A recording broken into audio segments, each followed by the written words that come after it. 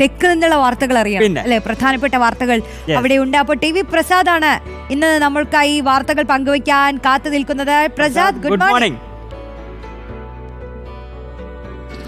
Good morning Roshni, good morning.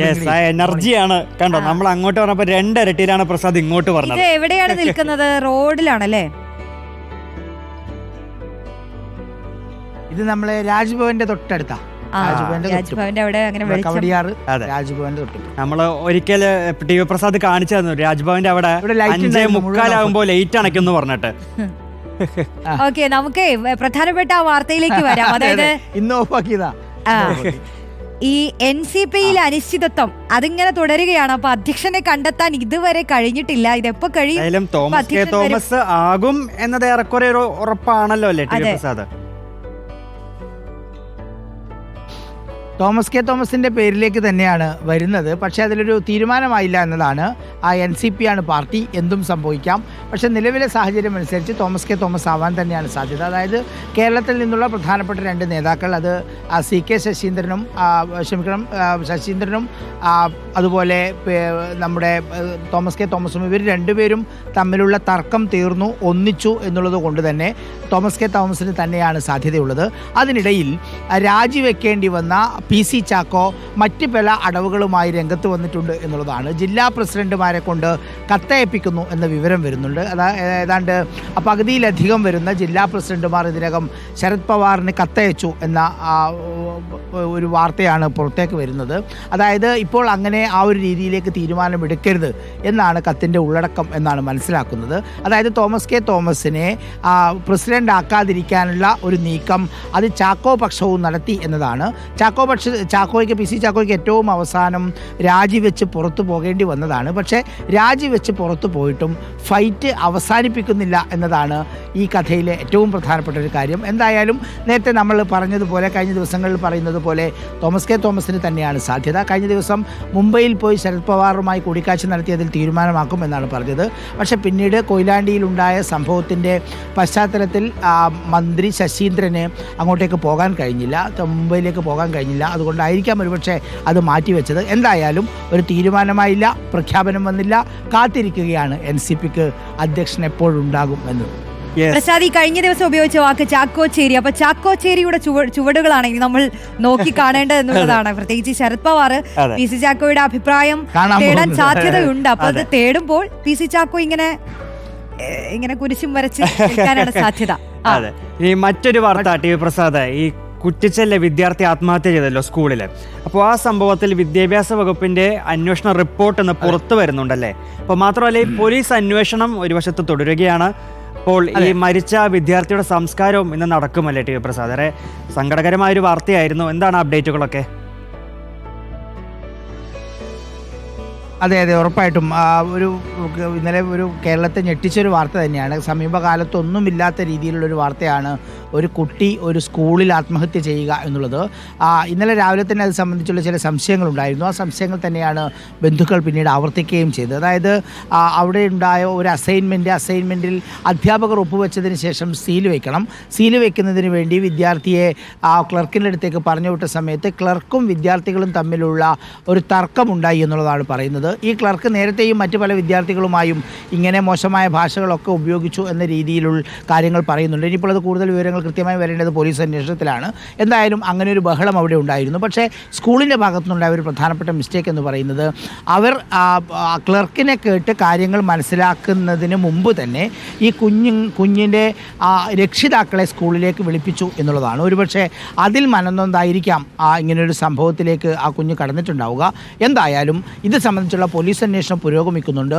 ഈ ക്ലർക്കുമായി ബന്ധപ്പെട്ടതല്ലാതെ മറ്റൊരു വിഷയവും ഇതുവരെയും മുന്നിലേക്ക് വന്നിട്ടുമില്ല. പോലീസ് അന്വേഷണം പുരോഗമിക്കുന്നു. മറ്റൊരു പ്രധാനപ്പെട്ട കാര്യമുള്ളത് വിദ്യാഭ്യാസ വകുപ്പിൻ്റെ അന്വേഷണ റിപ്പോർട്ടാണ്. VHSC ഡയറക്ടർ ഇന്ന് ഇത് സംബന്ധിച്ചുള്ള അന്വേഷണ റിപ്പോർട്ട് വിദ്യാഭ്യാസ മന്ത്രിക്ക് കൈമാറും.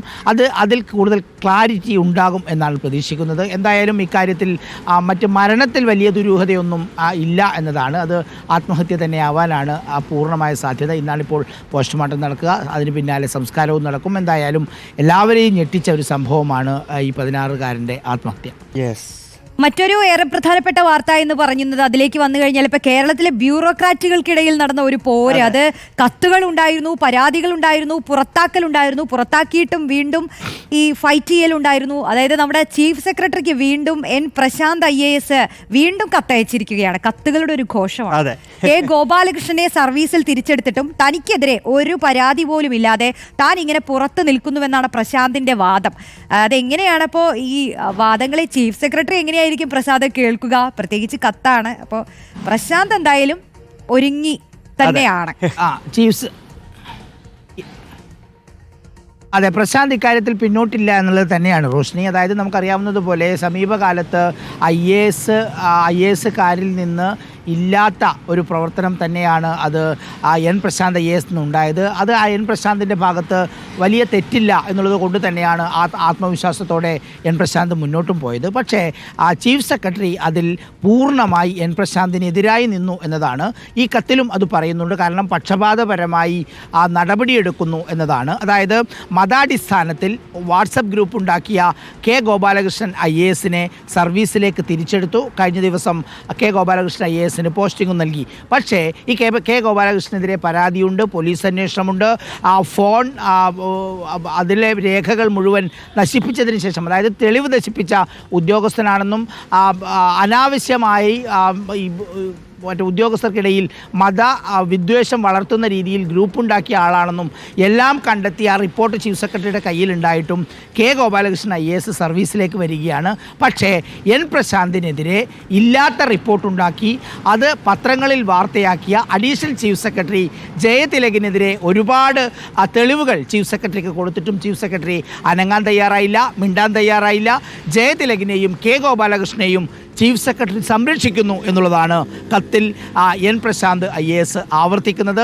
എൻ പ്രശാന്ത് IAS ഇപ്പോഴും സർവീസിൻ്റെ പുറത്ത് നിൽക്കുകയാണ്. ഇനി എന്താകും കാര്യം, എന്താകും തീരുമാനം എന്നുള്ളത് സംബന്ധിച്ചാണ്. ഒരുപക്ഷെ പ്രശാന്തിൻ്റെ സസ്പെൻഷൻ ഇനിയും നീളാൻ തന്നെയാണ് സാധ്യത. പക്ഷേ അതിൽ നിന്ന് ഒട്ടും പിന്നോട്ടില്ല, തൻ്റെ നിലപാടുമായി മുന്നോട്ട് പോകും എന്ന് തന്നെയാണ് എൻ പ്രശാന്ത് പ്രഖ്യാപിക്കുന്നത്.